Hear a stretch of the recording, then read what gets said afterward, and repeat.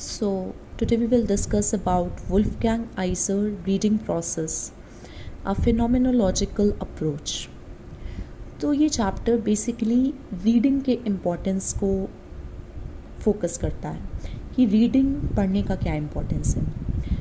तो जब भी हम लोग किसी टेक्स्ट को रीड करते हैं या पढ़ते हैं तो हम लोग उससे कुछ समझने की कोशिश करते हैं। ठीक, अब when we talk about reading process we are referring to how we understand or interpret a text। ठीक है, इंटरप्रेट करना टेक्स्ट को मतलब टेक्स्ट को समझने की कोशिश करना, अपने ओन एक्सपीरियंस से अपने पर्सनल बिलीफ से उसको समझने की कोशिश करना। अब जो वुल्फगैंग आइजर है ये एक लिटरेरी स्कॉलर है और इन्होंने ये फिनोमेनोलॉजिकल अप्रोच इंट्रोड्यूस की। तो आइजर कहते हैं कि रीडिंग के प्रोसेस में ये जो अप्रोच है इसका क्या मतलब है कि जब भी कोई रीडर कोई टेक्स्ट रीड करता है तो वो उसमें एक्टिवली इंगेज हो जाता है। एक्टिवली इंगेज मतलब पूरे ध्यान से उसको समझने की कोशिश करता है, इंगेज हो जाता है। और ये डायनेमिक प्रोसेस है। दो टाइप की प्रोसेस होती है, एक स्टैटिक एक डायनेमिक। स्टैटिक मतलब जो स्टिल है, रुकी हुई है। डायनेमिक मतलब जो चलती रहती है, कंटिन्यूअस, रेगुलर। वो पढ़ रहा है, वो साथ साथ में कुछ ना कुछ समझता जा रहा है, पढ़ रहा है, समझ रहा है। तो एक तरह से ये डायनेमिक प्रोसेस है और इसमें रीडर और टेक्स्ट के बीच में एक कोलैबोरेशन है, एक रिलेशन है। मतलब जो पढ़ रहा है और जो लिखा है उन दोनों के बीच में एक कोलैबोरेशन भी है। अब जब हम लोग कोई टेक्स्ट रीड करते हैं तो हम लोग उसमें अपने खुद के थॉट्स, एक्सपीरियंस ये सब भी ले आते हैं। फॉर एग्ज़ाम्पल, आपने कोई टेक्स्ट रीड किया, कोई कहानी पढ़ी, कुछ नॉवल पढ़ा और आपको लगा कि हाँ ऐसा तो मेरे साथ भी हुआ था, या हाँ ऐसा तो मेरे इस रिलेटिव के साथ भी हुआ था, हाँ मेरे भैया का नेचर भी ऐसा ही है। तो ये सब क्या है, आपने अपने खुद के थॉट्स, खुद के एक्सपीरियंसेस को उससे रिलेट किया। तो जब हम वही वुल्फगैंग आइजर कहते हैं कि जब हम लोग कोई टेक्स्ट पढ़ते हैं तो हम लोग उसको खुद के थॉट्स से और खुद के एक्सपीरियंस से भी रिलेट करते हैं। और टेक्स्ट हमें क्या देता है, सिर्फ इन्फॉर्मेशन और आइडियाज़ देता है, अपना पर्सपेक्टिव बताता है, ऑथर क्या कहना चाहता है वो बताता है। लेकिन जब रीडर उसको पढ़ता है तो वो उससे खुद का ही एक अलग मीनिंग निकालता है। अब इसमें क्या आइजर एम्फसाइज करते हैं, मीनिंग ऑफ टेक्स्ट। वो कहते हैं कि किसी भी टेक्स्ट का मीनिंग फिक्स नहीं है। जैसे कोई चीज़ है, कुछ लिखा है और उसका मीनिंग यही होगा, ये बात कंफर्म नहीं है, श्योर नहीं है कि किसी भी टेक्स्ट का एक ही मीनिंग हो सकता है। क्यों ऐसा है, समझने की कोशिश करते हैं। देखिए, जैसे आपने कोई टेक्स्ट पढ़ा, 2-3 और लोगों ने उस टेक्स्ट को पढ़ा, फिर 4-5 और लोगों ने, 10 लोगों ने, 100 लोगों ने, 200 लोगों ने। तो हर एक की अलग अलग लाइफ एक्सपीरियंसेस हैं।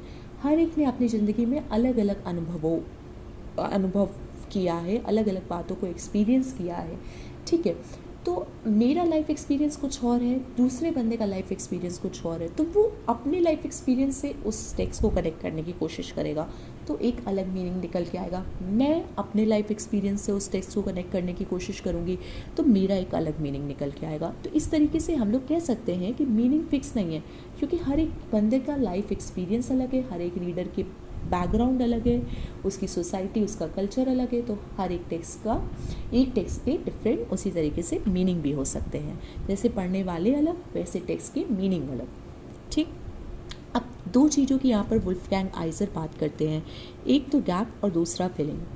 देखिए, जब कोई ऑथर टेक्स्ट लिखता है तो उसमें हर बार ऐसा नहीं होता कि सब कुछ क्लियरली डिफाइंड हो या सब चीज़ मेंशन हो जो रिक्वायर हो। कभी कभी बीच में वो कुछ मिस कर देता है या कुछ गैप्स छोड़ देता है। कुछ इन्फॉर्मेशन वो इनडायरेक्टली बताता है, डायरेक्टली नहीं बताता है। तो वो जो गैप्स छूट जाते हैं उनको फिल कौन करता है, रीडर, अपने खुद के एक्सपीरियंसेस से और खुद उसने जो बिलीव उसने किया है उस हिसाब से उसको फिल करने की कोशिश करता है। तो इस बात को थोड़ा समझने की कोशिश करते हैं कि gaps are the spaces within the text where information is missing और लेफ्ट एम्बिगुअस। टेक्स्ट के बीच में ऐसी जगहें जहाँ पर आपको लगता है कि इन्फॉर्मेशन मिसिंग है या एम्बिगुअस है। एम्बिगुअस मतलब अनक्लियर, बिल्कुल फिक्स्ड नहीं है, कुछ क्लियर नहीं है। तो उन जगहों को गैप्स कहते हैं। और इन गैप्स, अगर गैप्स नहीं होंगे तो रीडर फिल कहाँ करेगा, तो गैप्स की वजह से ही रीडर उसको फिल करता है। तो रीडर एक्टिवली पार्टिसिपेट करता है। तो ये गैप्स क्या करते हैं, ये रीडर से कहते हैं कि आप इसको अपने मतलब अपने एक्सपीरियंसेस से इसको फिल कर सकते हैं।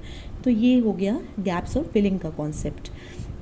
ठीक है, filling refers to the reader act of completing the text by filling the gaps, और उसको गैप्स को फिल करके रीडर जो है टेक्स्ट को कंप्लीट करता है। पहले टेक्स्ट इनकम्प्लीट होता है, रीडर गैप्स को फिल करता है और उसको कंप्लीट करने की कोशिश करता है। अब वो कैसे कंप्लीट करेगा? देखो, दिस इन्वॉल्व्स मेकिंग कनेक्शंस। जैसे मान लो आपने कोई स्टोरी पढ़ी तो आपने उसके किसी कैरेक्टर से रिलेट कर दिया कि हाँ ये कैरेक्टर ऐसा मैंने रियल लाइफ में भी देखा है, तो ये तो हो गया connections, making connection. Drawing inferences का मतलब हुआ कि रीडिंग बिटवीन द लाइन्स, जो लिखा है वो तो लिखा है लेकिन उसके बीच का भी आपको पढ़ना है जो आपको दिख नहीं रहा है, बिटवीन द लाइन्स पढ़ना है। यानी बिटवीन द लाइन्स पढ़ने का मतलब ये है कि उसके अंदर डायरेक्टली तो राइटर ने कह दिया वो तो सबको समझ में आ रहा है, लेकिन इनडायरेक्टली वो क्या कहना चाह रहा है वो भी जो पढ़ने की कोशिश करते हैं वो होता है ड्राइंग इन्फ्रेंसेस। और constructing a coherent understanding of the text. Coherent understanding of the text का मतलब है कि टेक्स्ट में बहुत सारी चीज़ें हैं, थीम्स हैं, प्लॉट है, कैरेक्टर्स हैं, एलिमेंट है, तो सब चीज़ों को इकट्ठा करके फिर पूरे टेक्स्ट का मतलब समझना कि हाँ इस टेक्स्ट में आगे कैरेक्टर्स कैसे बढ़े, क्या हुआ, थीम कैसे बढ़ी, प्लॉट कैसे कनेक्टेड है, इसका असर इस कैरेक्टर पे कैसे, इन सब चीज़ों को इकट्ठा करके पढ़ने को कोहेरेंट अंडरस्टैंडिंग कहते हैं। और इसमें रीडर का बैकग्राउंड, उसका कल्चरल कॉन्टेक्स्ट और उसका इंडिविजुअल पर्सपेक्टिव, मतलब कि वो खुद से क्या सोचता है, इंडिविजुअली क्या सोचता है, ये तीनों ही चीज़ें बहुत ही सिग्निफिकेंट रोल प्ले करती हैं। कुल मिला के जो आइजर की फिनोमेनोलॉजिकल अप्रोच है उसमें जो रीडिंग की प्रोसेस है उसी से मीनिंग कंस्ट्रक्ट होता है। आइजर ये कहना चाहते हैं कि बिना रीड किए कोई मीनिंग नहीं कंस्ट्रक्ट कर सकता, मतलब टेक्स्ट अलोन का कोई मीनिंग नहीं है, टेक्स्ट अगर अकेला पढ़ा है तो कोई मीनिंग नहीं है, रीडर्स पढ़ेंगे और उस हिसाब से उसका मीनिंग इंटरप्रेट करेंगे। और इसमें कुछ इंपॉर्टेंट पॉइंट्स हैं जो वो मतलब मेन जो बातें उसने डिस्कस की हैं। एक तो active engagement of the reader, ये मैं समझा चुकी हूँ। गैप्स इन फिलिंग, सब्जेक्टिविटी मतलब वही कि एक तो रीडर है नहीं, डिफरेंट रीडर्स हैं तो हर एक के अपने अपने अलग अलग एक्सपीरियंस है, तो सब्जेक्टिविटी है इंटरप्रिटेशंस में। सबका एक ही मतलब सब लोग एक टेक्स्ट को एक ही मीनिंग नहीं समझ सकते, सबकी एक ही राय, एक ही मत नहीं हो सकती है, तो सब्जेक्टिविटी है। ठीक है, इमेजिनेशन एंड क्रिएटिविटी, अब कुछ पढ़ेंगे तो बंदा इमेजिन करेगा, उसकी क्रिएटिविटी बढ़ेगी, तो इस चीज़ की भी वो बात करते हैं। डायलॉजिक नेचर, मतलब कि जब कोई रीडर टेक्स्ट पढ़ता है तो टेक्स्ट और रीडर के बीच में एक तरह से डायलॉग्स होते हैं, एक तरह से एक बातचीत होना शुरू हो जाता है, एक कॉन्वर्सेशन स्टार्ट हो जाता है। तो इन सभी बातों की वुल्फगैंग आइजर इसमें बात करते हैं। आई होप आपको कॉन्सेप्ट क्लियर हो गया होगा। अब मैं ये दिखा देती हूँ ताकि आप लोग स्क्रीनशॉट ले लें।